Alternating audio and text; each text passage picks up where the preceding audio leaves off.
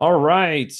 Today is July 25th, 2025. My name is James Patterson. This is season two, episode two of Why Post-Liberalism Failed.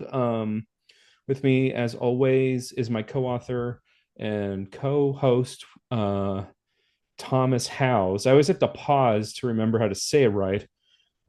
Today, we will be talking about Vichy France and Marshal Pétain and all the nasty history of all of this in order to use it as a template for discussing other post-liberal regimes. We've talked about Franco. We didn't finish Franco. I think we had like some kind of like horrible problem with that at the end of that episode. And we've talked about Dolphus, Salazar. We've talked about a few of these people, and we talked about them because those were done. We had not done Vichy yet. We've done Vichy, and the historical chapters are done now. So we're doing things maybe a little out of order in terms of methodology, but so be it. So, Thomas, why don't you give us an overview about the relationship between Vichy and Catholic critics? This is where your research in the chapter primarily happened, right? Talking about Yves Simon and others about who thought deeply about Vichy and the problem it posed.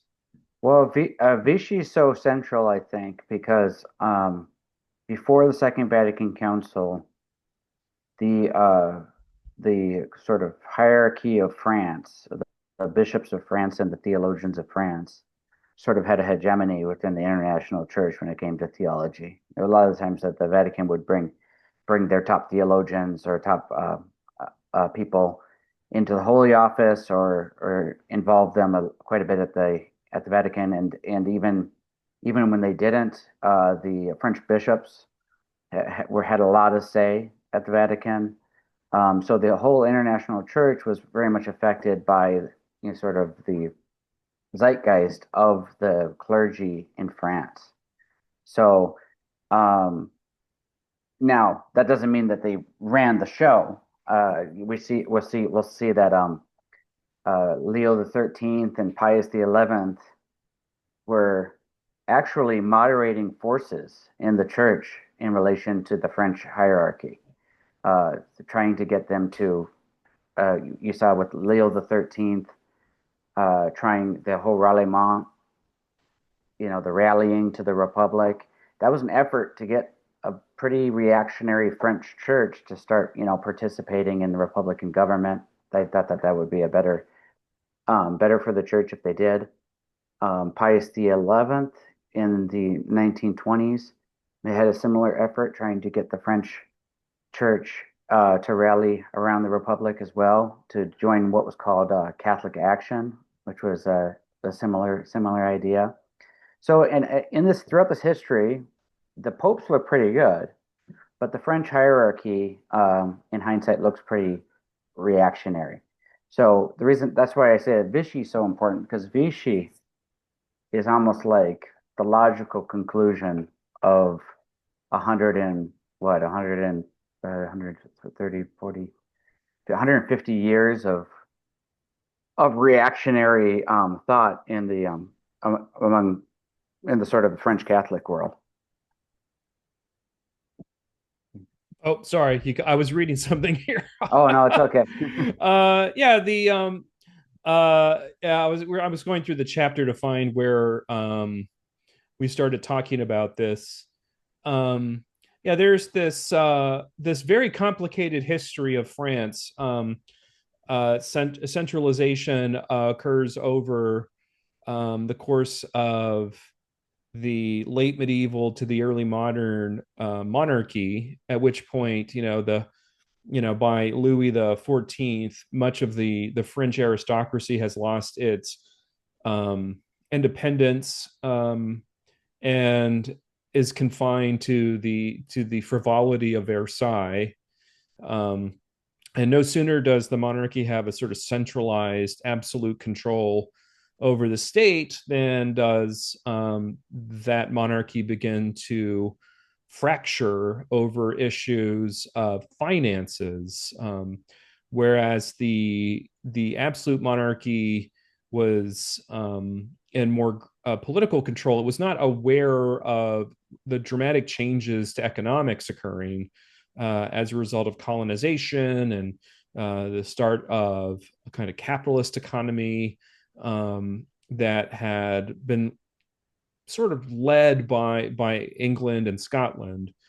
So they had not really modernized that aspect of the regime, and so when they summoned a parliament to handle debts from the American Revolution, things go kind of crazy. They try to close down the session. There's the tennis court oath of the third estate, and then things kind of unravel when you have the French Revolution.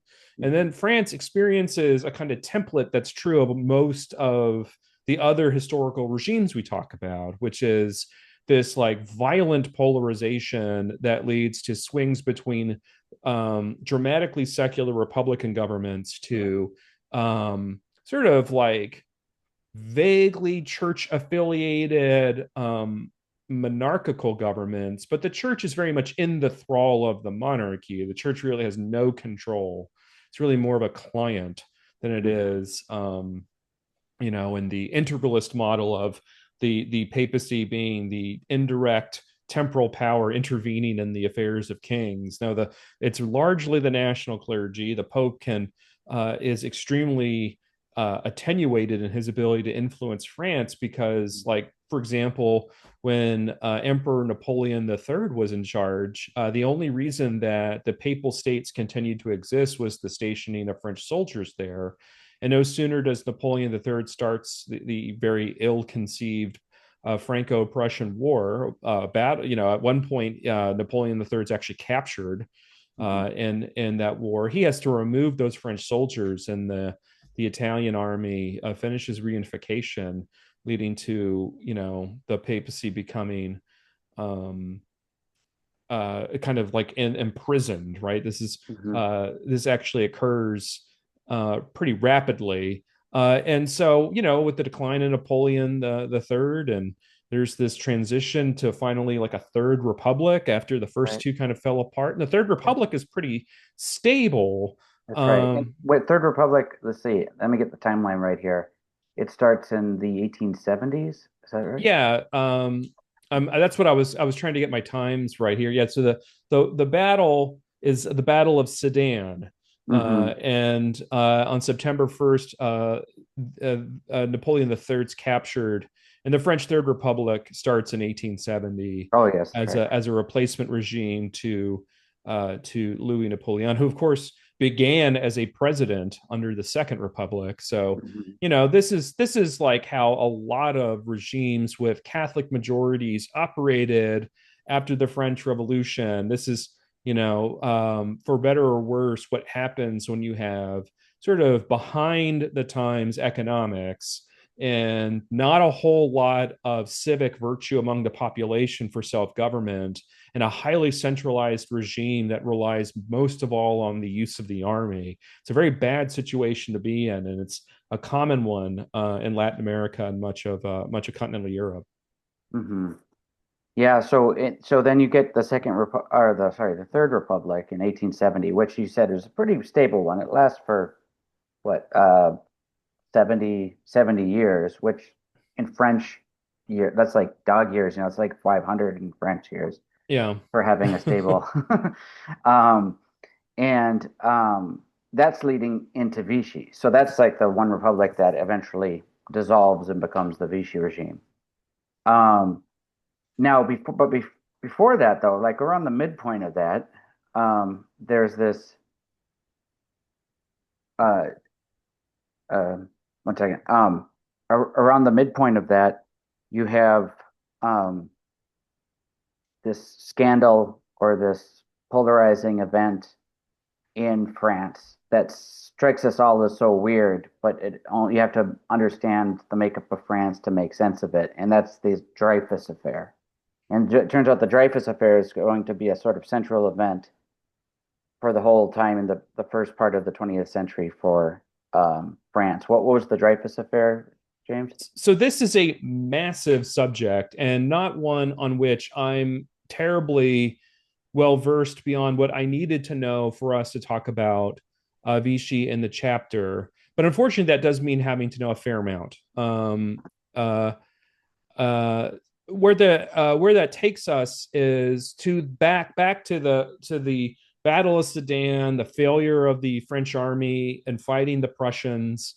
The Prussians defeat the French in the war, and this was a humiliation for the French, who, the first half of the 19th century had been a military fighting force that had controlled much of the continent and had resisted sort of coalition efforts to combat them in their control. And so, in a relatively small war, the Prussians proved, what when compared to the Revolutionary Wars under Napoleon, the Prussians manhandle Napoleon III.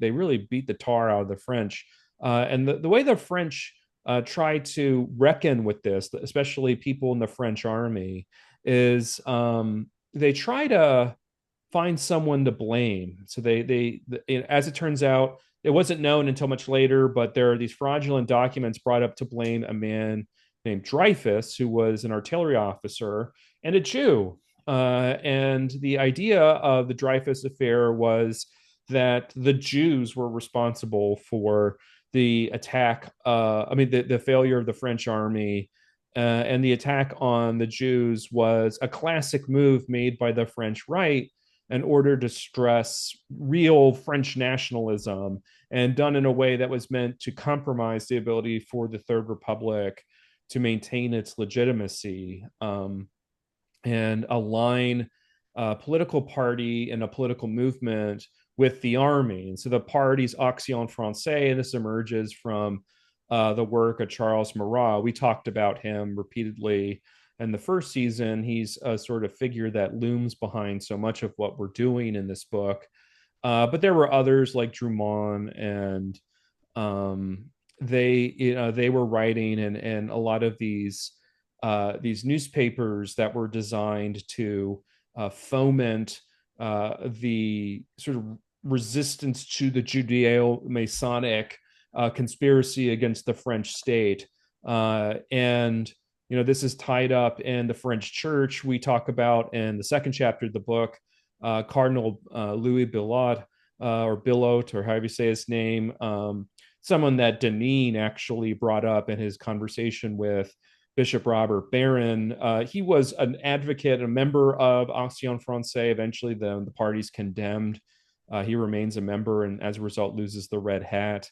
But he had actually thwarted efforts to have it condemned earlier by referring works of Marat to Pope Pius the not the 11th. 10th.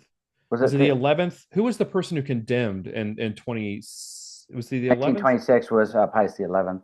Okay, so it was the previous Pope to 11th. Was that the 10th? Oh, uh, sorry, Benedict the 15th, is It was it? Benedict the 15th. Okay, yeah. So I'm sorry that some of this I'm more um up to date on. I'm not up to date, but like just I've read more recently. That chapter I've not looked at in a long time because it's been done for so long.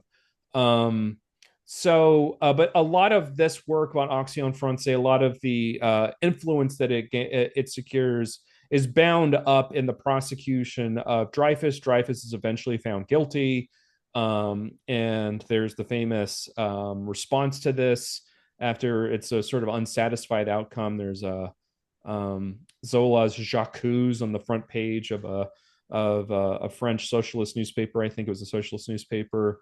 This reopens the case. Eventually, the case, it's discovered, was entirely fraudulent.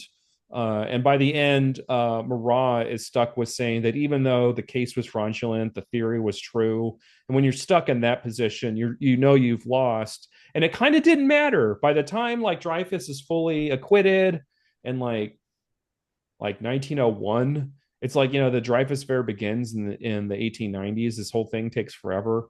Um, uh, it's been ages, and the people that have been behind the prosecution and attacks on Dreyfus and French Jewry had already made names for themselves. It actually kind of didn't matter anymore. Um, and they went on to form the basis for French nationalism and influence the people that would end up staffing Vichy, from local bureaucrats up to assistants to Pétain. Hmm. Hmm. So then you have the First World War happens. That even further radicalizes um, sort of the reactionary anti-republicans. And then you have 1926 happens, and Pius XI he forbids Catholics from being part of Action Française or reading their journal. And he says that they should. He encourages them to get involved in Catholic Action, which is a pro-Republican Catholic group. He just thinks it's unrealistic for in various things. There are various issues there. One of the issues is that Marat is himself an atheist, and he is a positivist, and some of his the stuff in his writings is inconsistent with Catholic doctrine. But the other issue is he thinks it's a problem. It's got the French Church trapped. They have these high hopes of a restored monarchy that just aren't going to happen, and now they're making themselves irrelevant politically when they could be pushing things that would make the that would serve the interests of the church. On Uh, that subject, actually, there's this like intense fight with like the Assumptionists, mhm, and by 1906, the Catholic Church has so thrown in with Action Française that they've alienated much of the French middle, and this mhm, enables the left in France to capture enough votes and support for laicite. mhm. Um, That's right.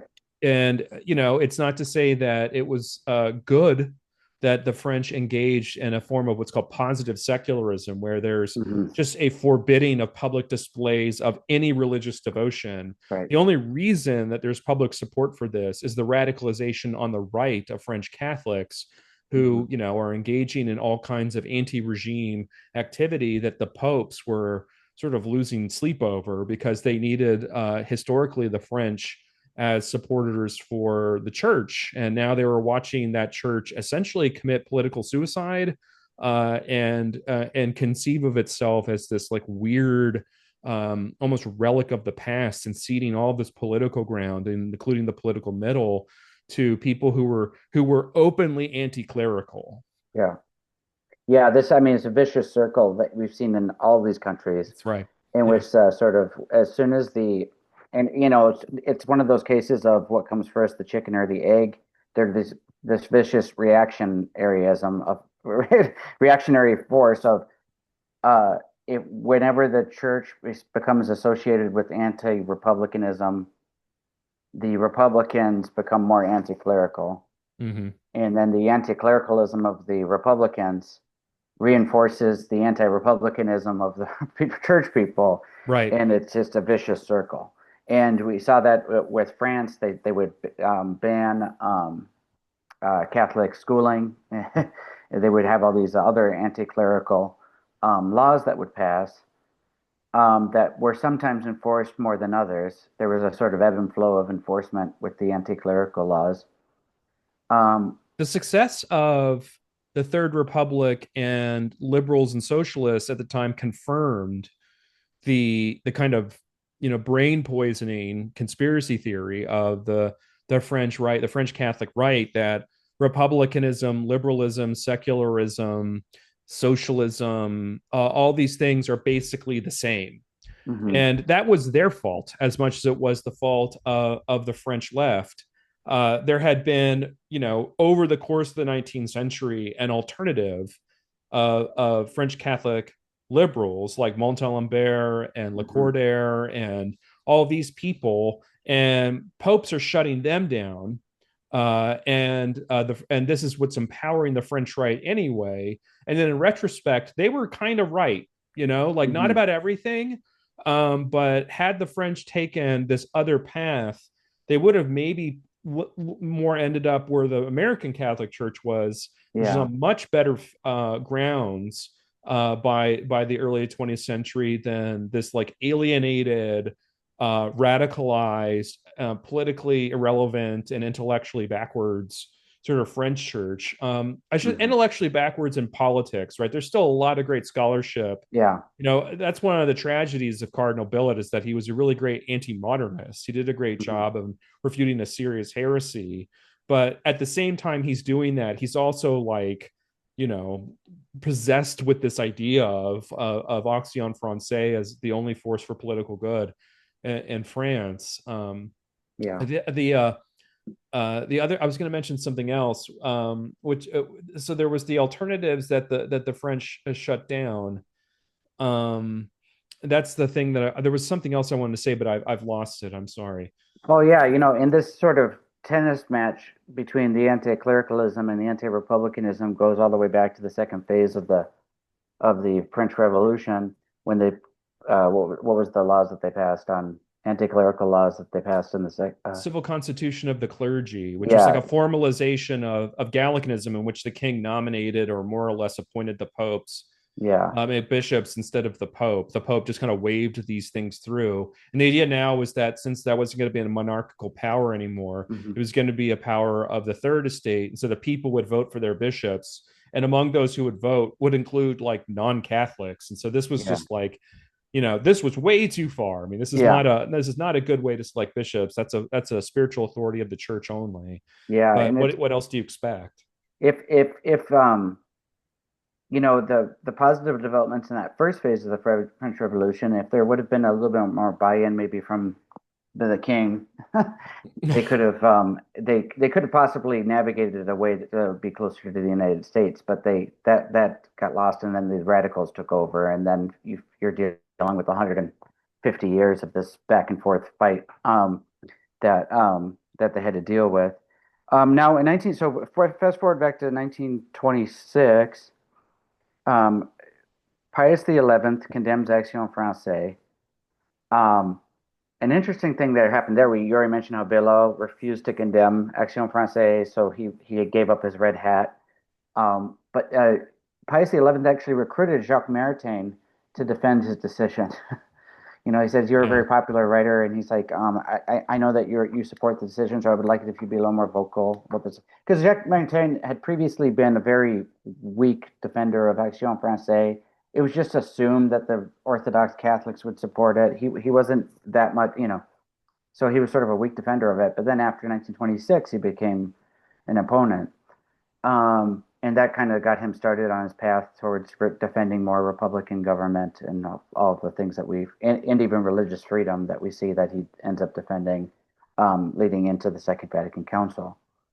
But one of Jacques Maritain's closest student, or his most well-known student, is Yves Simon, who was another student that came to America around the same time that Jacques Maritain came to America. He came and he taught at University of Chicago, I believe. He taught at University of Chicago. Um, and Yves Simon was pro-Republican before Maritain was. Yves Simon grew up in a sort of, he called it a bourgeois culture of France, with the business owner culture of France, the middle class. So he already had sort of a sympathy for Republican government over sort of the, monarchical government. And so he was happy to see Jacques Maritain, become more so with time. But Yves Simon has this great book he writes in like 1940, no, no, no, no, 1941, 1942, called The Road to Vichy. Um, and he just kind of gave us his own reflection of what happened since World War One, but as a Frenchman who had seen it firsthand. And one of the things he says in that book, and I highly recommend that book, it gives a really interesting standpoint, is he says that a lot of people felt that after the condemnation of Action Française, um, Catholics got a little bit more involved with Republican government, were seen as less opponents of Republican government. And one of the observations that he noted of others was that the anti-clericalism started to go down. Yeah. Imagine that. Imagine that. Yeah. Yeah.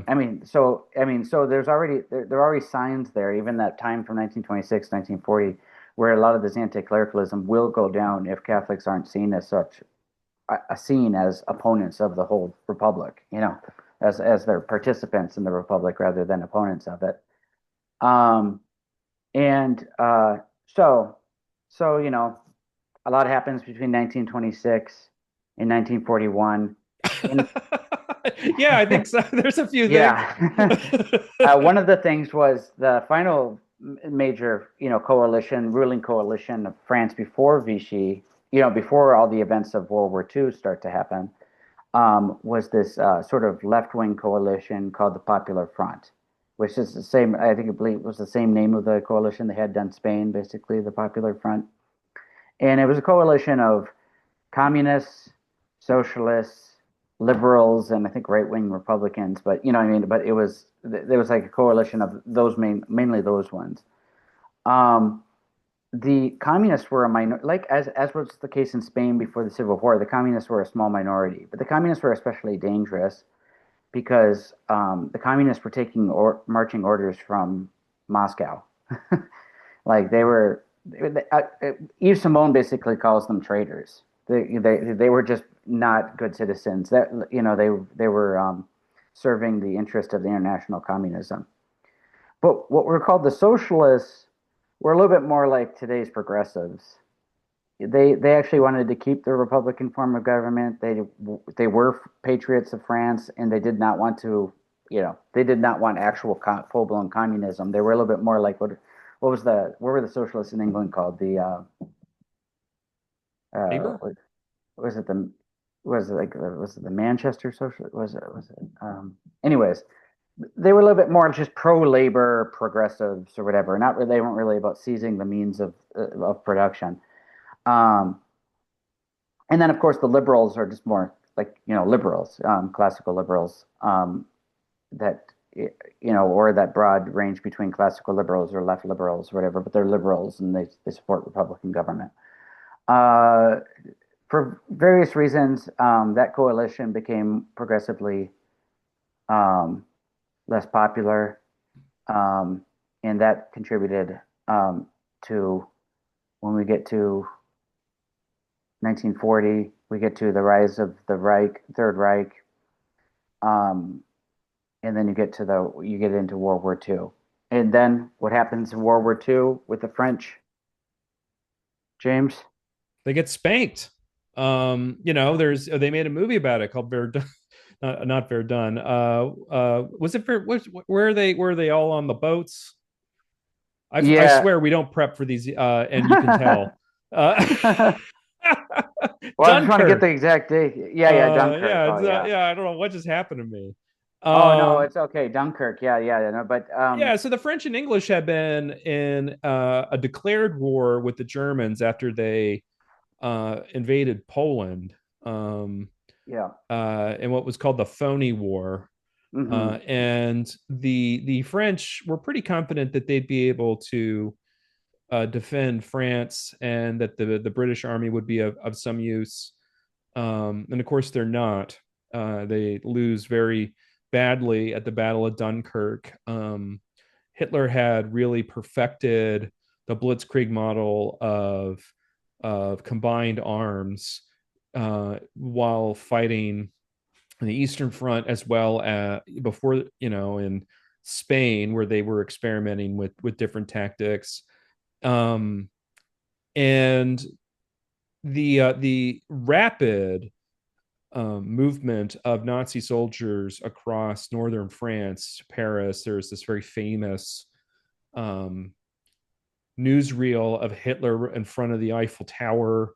Mm-hmm. That was, I think, recorded by Leni Riefenstahl. Mm-hmm. And they carve out northern France as part of the Reich, but they leave the southern portion of France to Marshal Pétain. Mm-hmm. And Marshal Pétain becomes, who's an actual French war hero from the First World War, Mm-hmm. was also one of the leaders on the right, sort of like a kind of physical embodiment of what Action Française light, right? That he was Mm-hmm. sort of like at least sort of interested in traditional values and part of the army and not fond of the republic, right? And given the rather um, difficult state former Action Francais members, right? They're condemned. They're not winning at the polls or anything, right? The heyday seems behind them. It's no wonder that the results inspire Charles Marat, who's still alive, when the creation of the Vichy government, so named because that's where the capital was in a place called Vichy, France. He referred to it as a divine surprise, right? So just when it looks like everything's over, um, suddenly God delivers half of France over to a condemned movement led by an over the hill war hero and with an ideological godfather who doesn't believe in God. Yeah, so you had yeah, so that's right. So you had the Germans attack France from the south in through Belgium. The French thought they were safe with the Maginot Line, but the Panzers were able to get through the swamps there in the south, and then they were able to come in through Belgium from the north. But what really stands out about the French here is their lack of resistance, right? Um, um, the prime minister who preceded Marshal Pétain uh, didn't want to just give up, but he kind of did. But he didn't want to have his name on it, so he resigned, and then Marshal Pétain's made the prime minister of the Third Republic in its dying days, like just a couple of weeks. And they signed the armistice in June of 1940, June 22nd, and then I don't know what was it, 2 3 weeks later, the Parliament agrees to hand over all of its power to dissolve and to hand over all its power to Marshal Pétain to be the dictator of the new regime, which then becomes situated in Vichy, France. And as you said, the Germans occupy the northern part of France, but leave the southern part of France to be just run by Vichy, run by this dictator. And people like you said, like Charles Marat, were just all right. We can get behind this, right? So they're all excited to be involved in this sort of Vichy government. Uh, on the church side, you have these. It's interesting to hear the about the letters exchanged between people like Reginald Garrigou-Lagrange, the famous Dominican Thomist of that time, with his good friend Jacques Maritain. Most people don't realize this. Jacques Maritain, when it came to anything but politics, Jacques Maritain was hugely influenced by Garrigou-Lagrange, but the two did not see eye to eye in politics at all. So Garrigou-Lagrange told Jacques Maritain that he saw Marshal Pétain, the dictator Marshal Pétain, as the sort of this man of providence that was like let sent here by God basically to save France. And Jacques Maritain's like just shaking his head. He doesn't, that's not his interpretation at all. In fact, Jacques Maritain and Yves Simon, who were living abroad at this point, were supportive of the French resistance led by Charles de Gaulle. And what did Garrigou-Lagrange say about Charles de Gaulle and the French resistance? Was it that? Wasn't it that he thought they were going to hell? Isn't it Or he like said it was a mortal sin to support them. He yeah, said, it's a mortal sin. It's a difference. yeah. Yeah, Now, yeah, that's so, not good. That's not good. so there's a lot of darkness going on here, right? There's strong reason to believe that the when you had this armistice and you had the Vichy government, they asked the Catholic clergy to support it, and the bishops, all in like one voice, told people that they needed to support this government. They needed to support the Vichy government. Now you might think, well, they just don't want to. They don't want to deal with war anymore. They don't want whatever. But it's a little darker than that because they were all prepped for it. At this point, most of the bishops were people who basically supported Action Francais, at least back when and they supported a monarchy or they were opposed to the Republican government. But early on in the Vichy regime, they passed a law against an anti-Semitic law, right?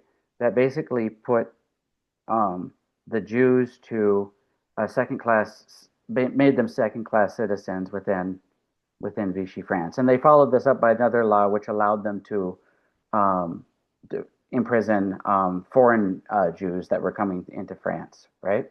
Right. Now, when this first law that basically made the Jew second-class citizen came about, you think, that sounds pretty bad. I'm sure the bishops would say something against that. But anybody who knows the whole history of this from the period of the French Revolution to this point isn't that surprised that they knew exactly what it was. They knew that it was making them second-class citizens, and they supported it anyways, right?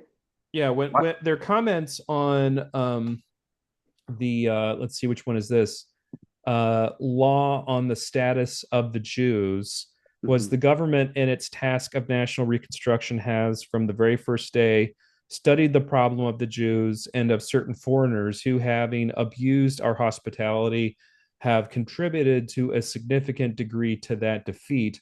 Although there are some notable exceptions in the administration everywhere else, the influence of the Jews has been undeniably corruptive and finally decaying.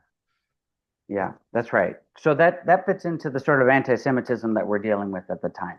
Now, all of these bishops reject, along with Pope Pius XI, rejected the racialism of of Nazism. They rejected all the racist theories of the Nazis, right?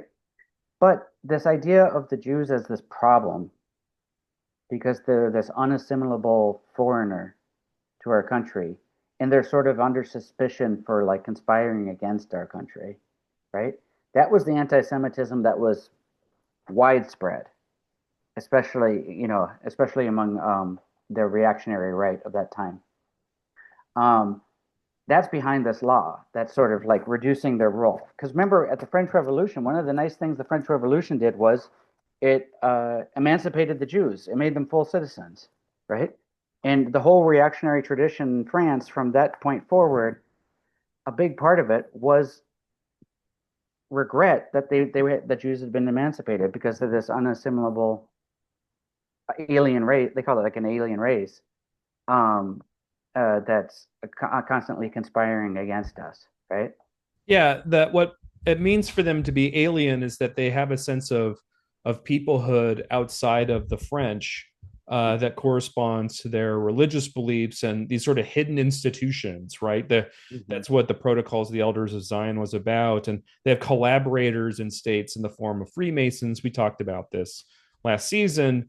And so this is not really about like the weird eugenic preoccupations of the Nazis.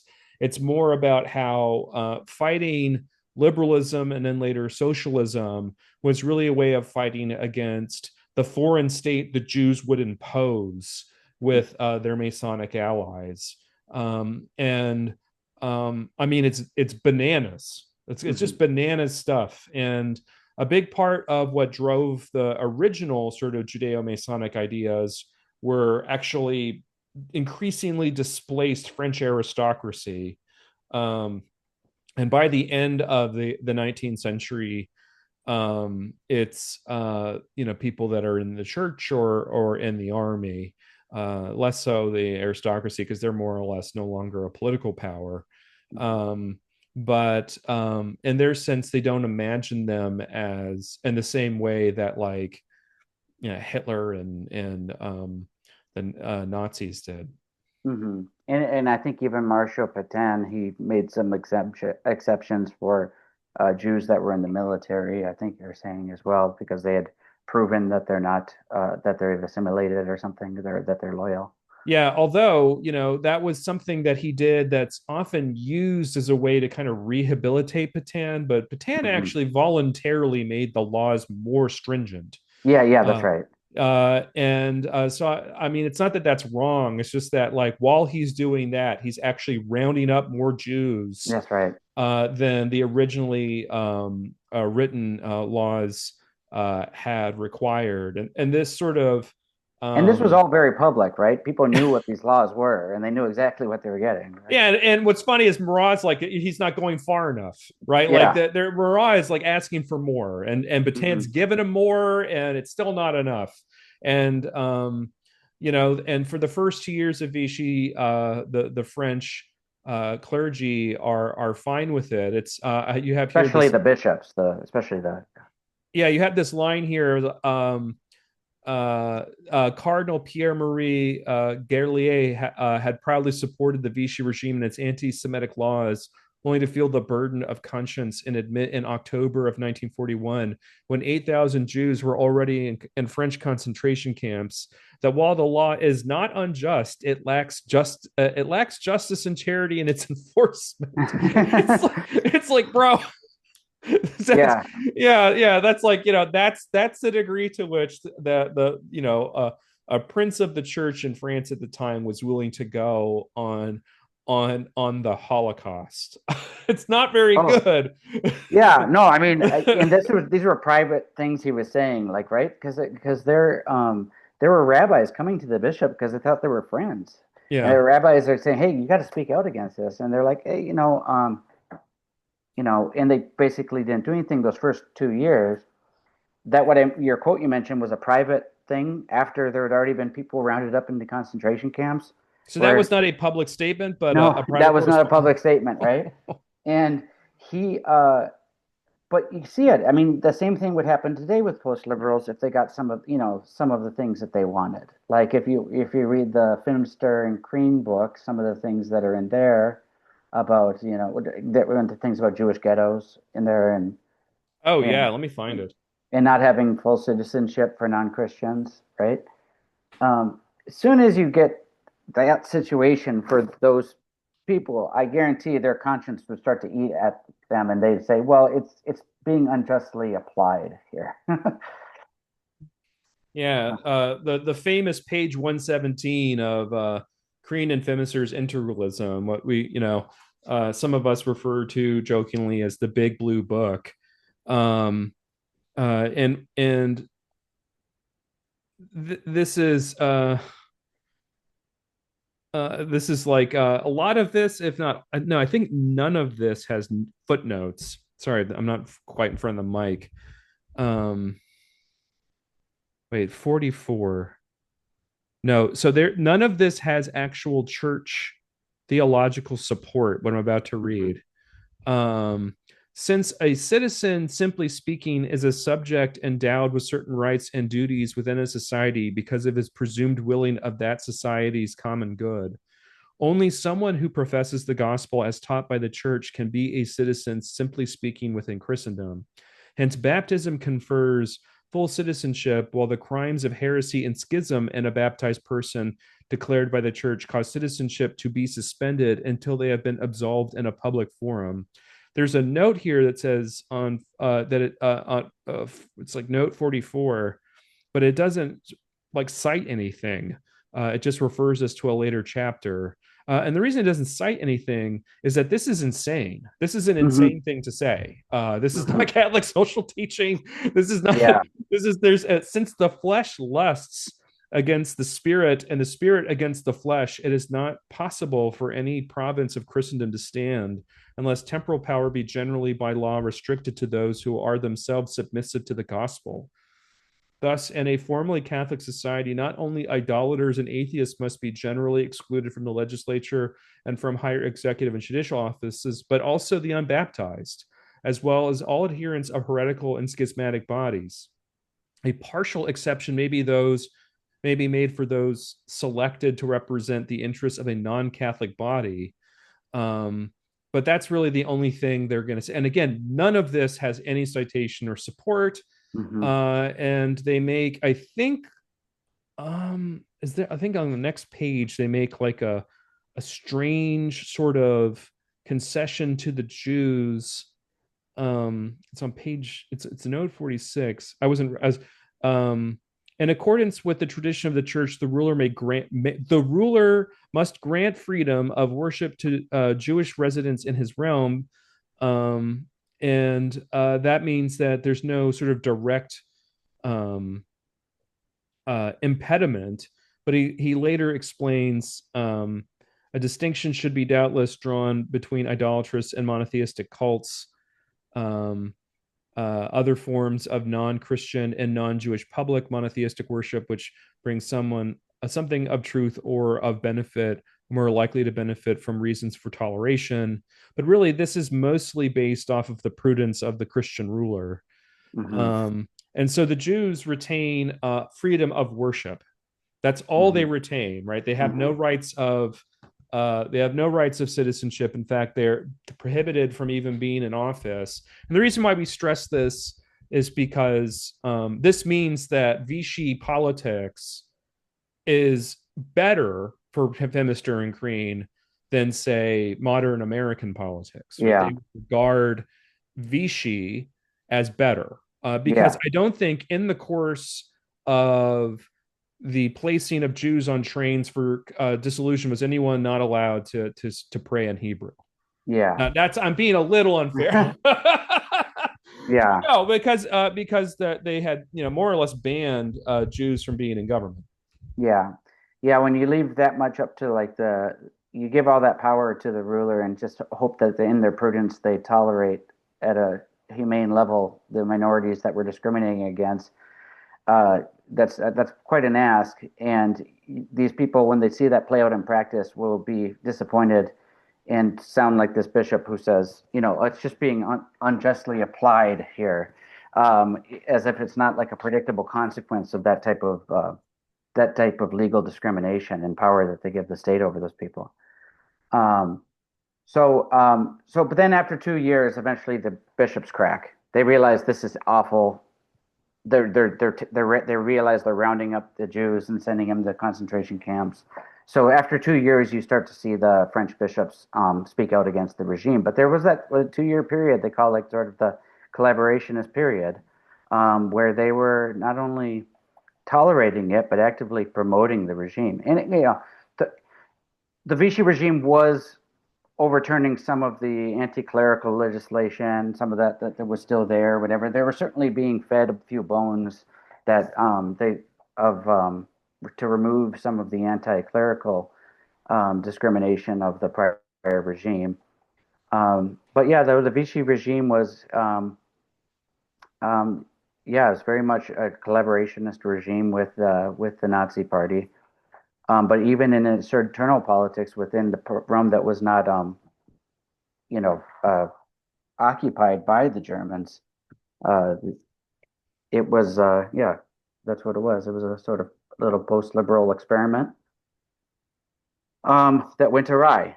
Um, and There one of the big reasons why the a lot of the more traditional French Catholics became increasingly free to speak against this sort of thing has a lot to do with their declining position in mhm, Vichy, mhm, and in like the canonical um, Paxton book.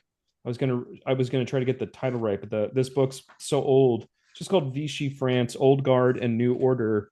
Robert Paxton says the traditionalist apparent power at Vichy was misleading, and the reason is that by 1942, people like Pouchot, I think is how you say that, who was an industrialist. His name was, and then there were Paul Marion was another of these figures. Pierre Pouchot, and Paul Marion. These are the guys that were really important figures, and that's because they were um, industrialists or true believers in what Vichy was doing. Catholics began to break only when it became clear that they were not in charge and that what France was doing was full on German collaboration. mhm. And so, even if we've been kind of hard, and especially me, I like to kind of make big statements on here for fun. Um, the by the time they're willing to consider that maybe they're collaborating too, French Catholics are collaborating too, and too much, and all of that, it's too late. Mhm. Like by 42, the trains are rolling. Mhm. And I'm not really willing to give much credit to any of these changes of heart. Yeah. Um, Yeah. No, I mean, yeah, in the end, I believe Vichy France was responsible for 70,000 Jews dying in the Holocaust. Um, Directly responsible, like that they were rounding the up to 70,000 Jews who would eventually die in the Holocaust. They also bomb. I don't know. There's some speculation here going, but they also strangely bombed Tel Aviv in 1941, which was a highly Jewish population area, and it's supposed to be an anti-British thing, but it's like, why do you pick Tel Aviv? It's just I have it no raises idea. eyebrows. Yeah. Yeah, Um. the thing with Vichy is that and this Paxton book too is that after the war was over, the number of people who had been in the French resistance turns out to be like orders of magnitude larger than anyone believed, right? Like Yeah, it's just that's like, right. like all of these are like quiet Vichy collaborators or people who were more than happy to surrender their Jewish neighbors. Hmm. Suddenly, during that, they were actually the whole time they were all part of the French resistance, Yeah. right? And so the whole point is that of Paxton's book is to blow up all of this mythology, Hmm. it does. And his book actually did a lot for the French to actually reckon with this history, Yeah. but it's still kind of in American trad circles. Hmm. This thing, for example, Patan wasn't so bad. He let the Jews stay in the army. You kind of have these sort of like vestigial defenses of um, or authoritarian and integralist and clerical fascist regimes. And no, Patan was, just a bad guy. He did bad stuff. Hmm. Tens of thousands of Jews died because of what he did. That was Hmm. the point. Hmm. Yeah. I don't know, right? Like it's not that hard for me to No. say these things out loud, but for some people, because they desperately want to believe that there's some sort of alternative out there. Someone like Garrigou Lagrange, right, who desperately wants to believe that this regime can be something other than it is because he has this imaginary of a Catholic France reborn. Hmm. Suddenly these things are less important, or they're dismissed or minimized, or you're just not curious about the stories that you're hearing. Yeah. And by the time the church finally in France gets right with this stuff, it's like the 60s, man. It's too late. Yeah. It's way too late. Yeah, no, it's right. Yeah. I mean, I like the Vichy kind of like as a hub for me because I feel like the more I read about Vichy, like I really recommend people read The Road to Vichy by Yves Simon. It really gives a first-hand account. But the more you can, if you can find yourself walking into Vichy France with reading the right books about that time period, um, what you see there, I think, looks a lot like what post-liberals want. It's right to walk into it from the beginning, not knowing it's going to end up with 70,000 Jews dying in the Holocaust, of French Jews, French or French, whatever. The Vichy was responsible for them. They changed the from the Third Republic, they changed the motto from liberty, equality, fraternity, which goes back to the French Revolution, to work, family, fatherland. I mean, that just sounds like the Heritage Foundation talking about a nationalism based on family and work, a workers' nationalism based on with family and religion. And religion was also a big part of this too. They created a sort of traditionalist aesthetic and messaging within, the fatherland and now we have this great, we've given all the power to this hero or whatever who's going to serve the common good now. And over to, so everything's looking like what the post liberals want. This looked like post liberal Disneyland, and you get to the laws that make Jews secondhand citizens. Today's post liberals, a good chunk of them would leave at that point, I'd hope. Um, some of them would What was stay. it? Pine Sap? What was that guy's name? The guy who was like Yeah. having an aneurysm with Mehdi Oh yeah. Well, Hassan. that, yeah, Pine Sap would definitely be staying. He would be staying. He would be He'd very be happy like, all about right, this. let's collaborate with some Nazis He's some like, more. I have 6,000 hours of Hoi 4, and I readying me for this exact moment.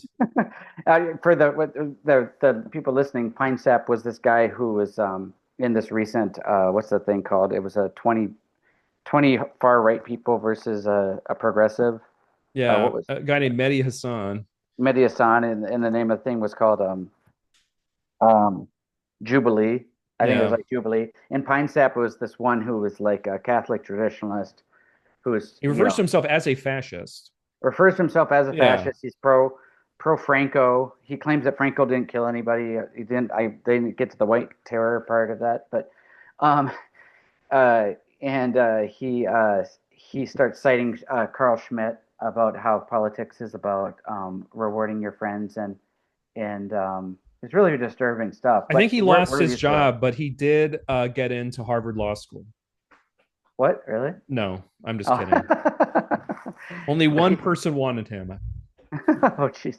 But yeah, he was saying, yeah, they asked him like, well, you don't get it. You reward your friends and you hurt your enemies, but I'm not an enemy, so it won't hurt me. You know, it was just, I mean, this is a young, unformed brain on some of the post-liberalist ideas that we've been seeing.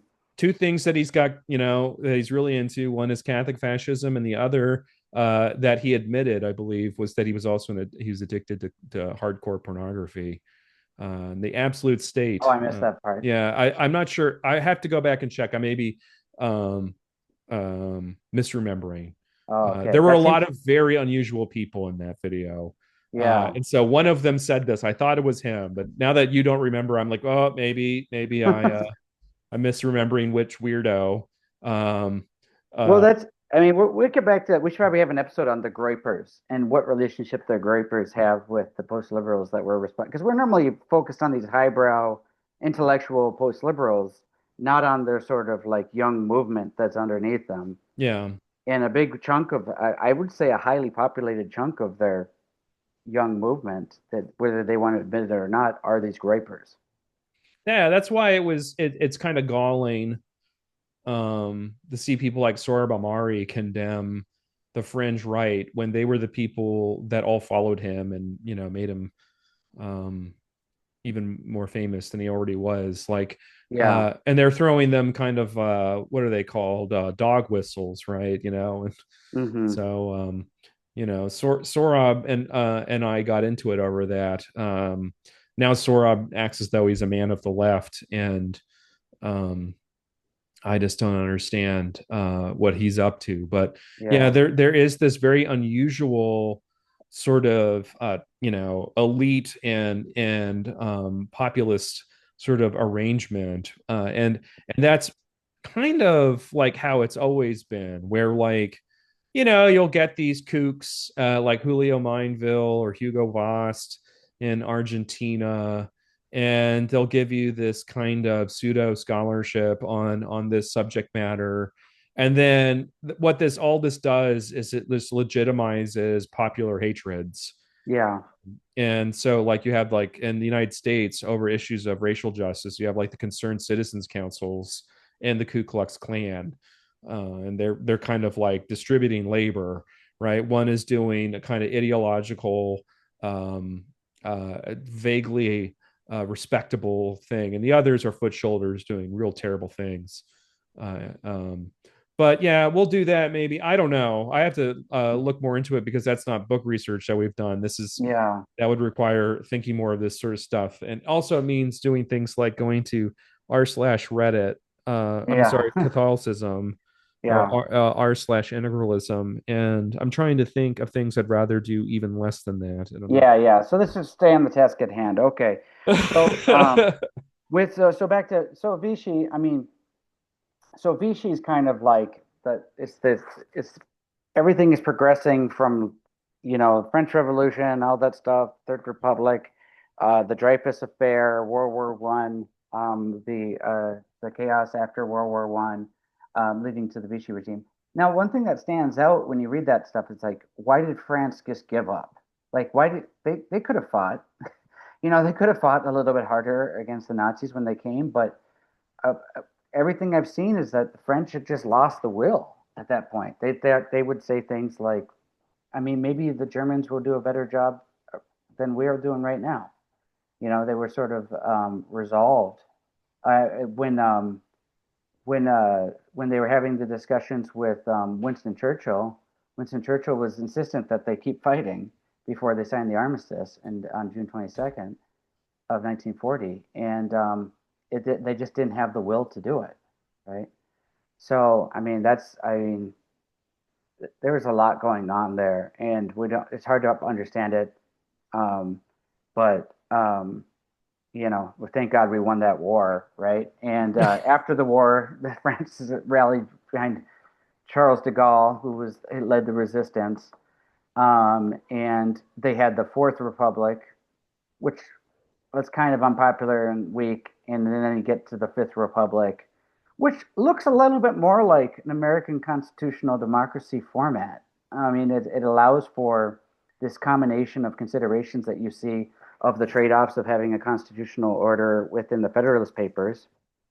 You see that at play, those tensions about like you want to have like a parliament that is representative, but then also puts a check on executive power. But then you also need an executive who can actually do things in case you need them to do them, like in cases of war or defense or all these other things. And in that balance, you get the sort of mixed presidential system of the Fifth Republic, where you have a president and you have a parliament, and you also have this court that checks the constitutionality of the legislation. It's actually a little bit more direct than us. Like in the United States, right? If there's an unconstitutional legislation, you have to wait till somebody sues, right? And Yeah. then the Supreme Court steps in and settles, no, no, no, sorry, the lower court, federal court will step in. And then if it's a big enough deal, it will make its way to the Supreme Court. And that with them, they actually check the legislation as it's going in. I mean, I think finally France has figured out their constitution after, between 1789 and what was it, 1960, whatever, when they had their Fifth Republic. So I don't think the Fifth Republic's going anywhere anytime soon. No, I think it was 58. I'm sorry. I'm so shaky on this stuff.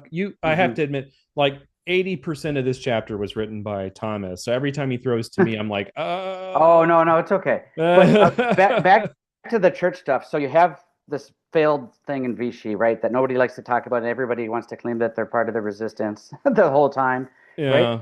Interesting thing is though, after the war from like 58. 1945. It was 58. Okay, yeah. it was, sorry. From 1945 to 1963, you're dealing with the tensions of sort of an old guard, new guard when it comes to like the Holy Office and the Vatican, right?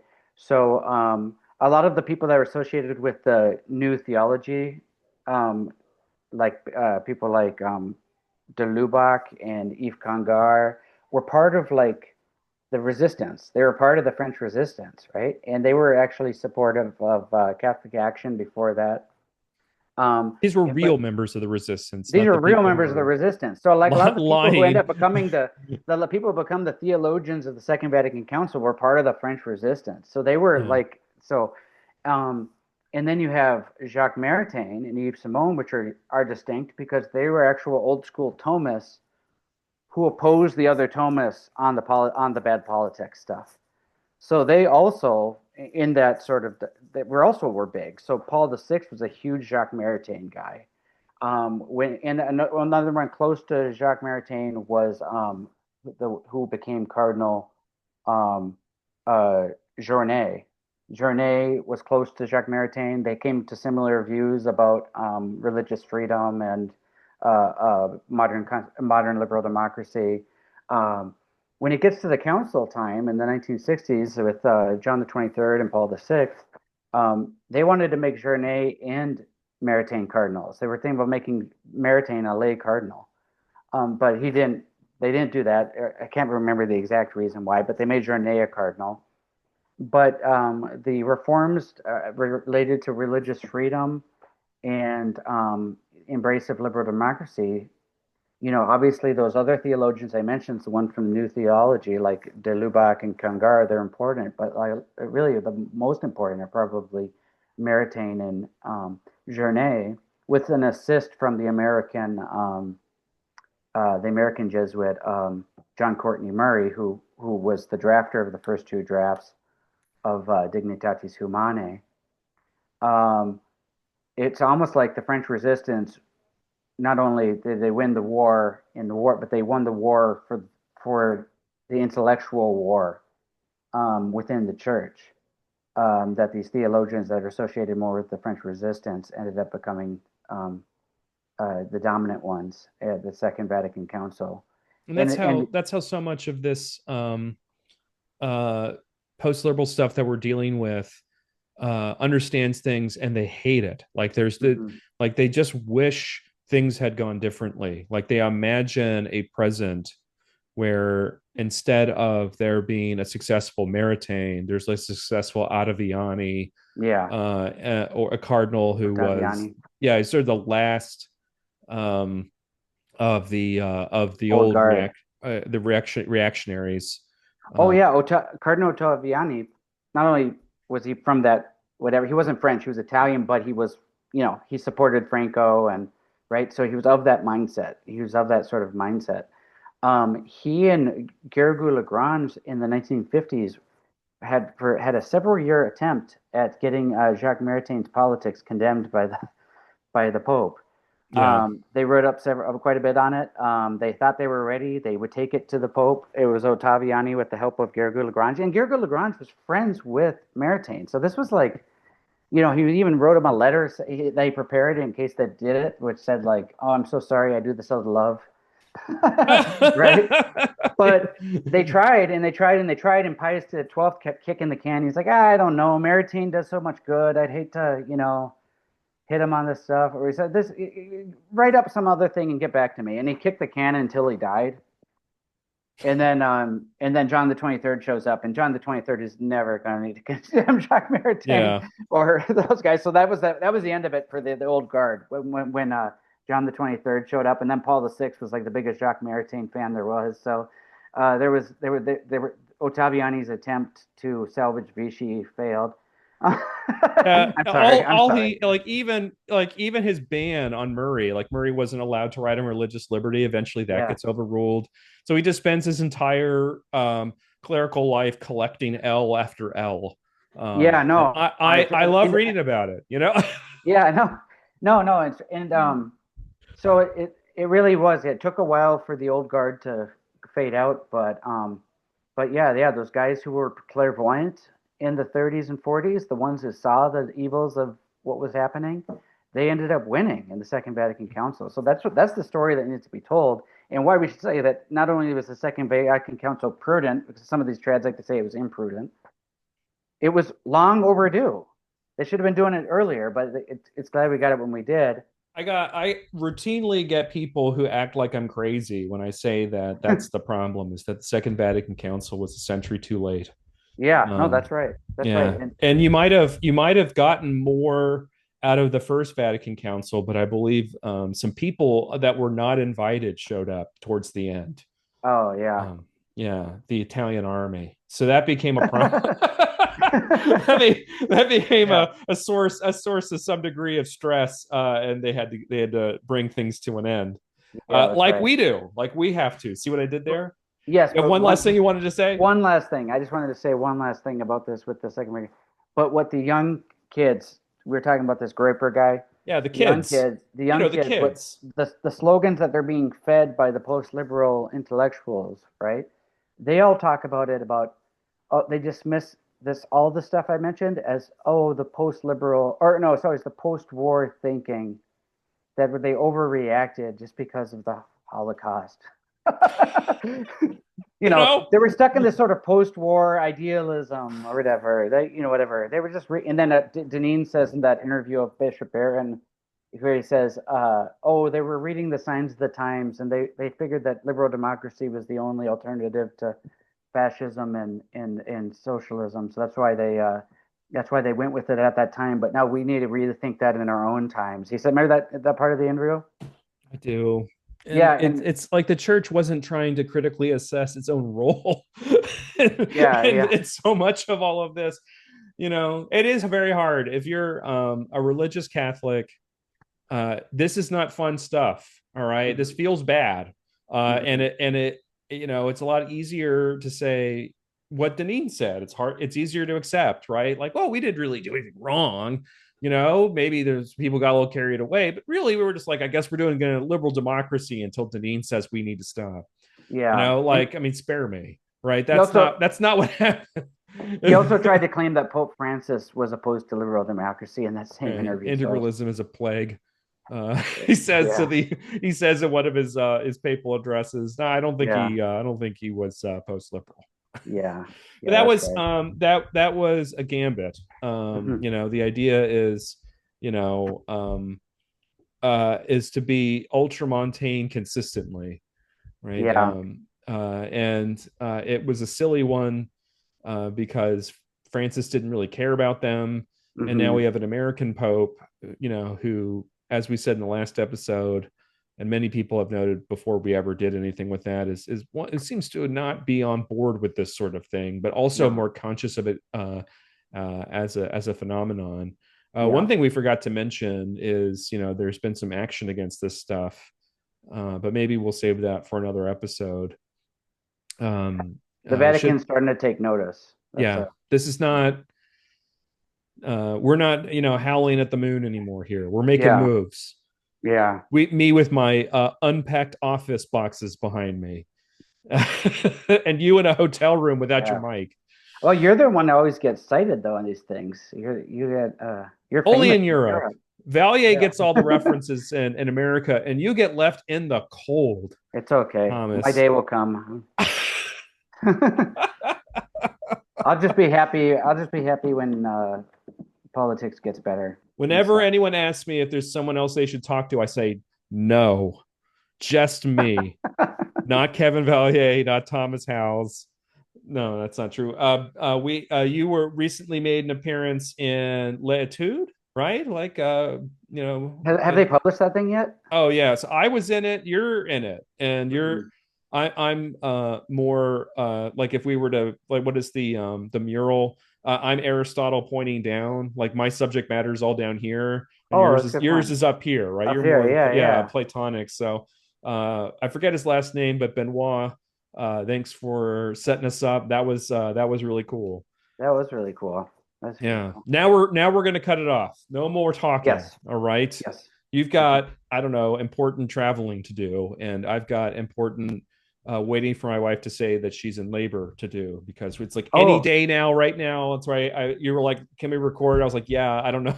I yeah. don't know. Everybody pray for James and his wife Yeah. and their Yeah. child. Yeah, we're on high alert over here. Thank you very much for listening to the Why Post Liberalism Failed podcast. I'm James Patterson, Thomas Howes, of course. Today we talked about Vichy. I'm sorry to all the French people out there that had your dirty laundry aired, but we tried to do some solids at the end by talking about how great the theological legacy was of the resistance theologians. So we'll see you next week. Bye.